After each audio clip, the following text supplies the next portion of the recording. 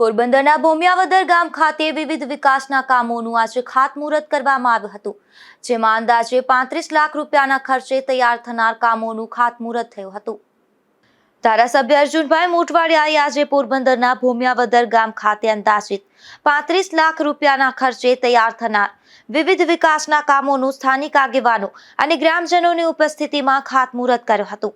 ભોમિયાવદર ગામ ખાતે જે કામોનું ખાતમુહૂર્ત કરવામાં આવ્યું તેમાં ગામમાં અનુસૂચિત જાતિ વિસ્તારમાં અંદાજિત 1,75,000ના ખર્ચે LED સ્ટ્રીટ લાઇટ નાખવાના કામનો સમાવેશ થાય છે।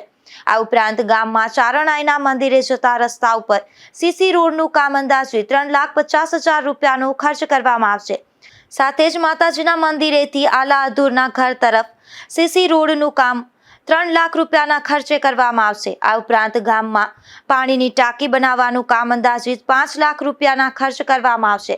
સાથે જ ગામના સ્મશાનમાં છાપરીનું કામ અંદાજિત 5 લાખ રૂપિયાના ખર્ચે કરવામાં આવશે। આ સિવાય ગામમાં સ્નાન ઘાટનું કામ અંદાજિત 5 લાખ રૂપિયાના ખર્ચ કરવામાં આવશે, જ્યારે ગામમાં બ્લોક અને પાણીની લાઇનનું કામ અંદાજિત 4,50,000 રૂપિયાના ખર્ચ કરવામાં આવશે। ત્યારે આજે આ ખાતમુહૂર્ત કાર્યક્રમમાં ધારાસભ્ય અર્જુનભાઈ મોટવાડિયા ઉપરાંત પૂર્વ કેબિનેટ મંત્રી બાબુભાઈ બોખીરિયા અને પોરબંદર તાલુકા પંચાયતના પૂર્વ પ્રમુખ વિરમભાઈ કારાવદ્રા તેમજ મોટી સંખ્યામાં ગ્રામજનો ઉપસ્થિત રહ્યા હતા। અશોક થાનકી, ગુજરાત ન્યૂઝ, પોરબંદર।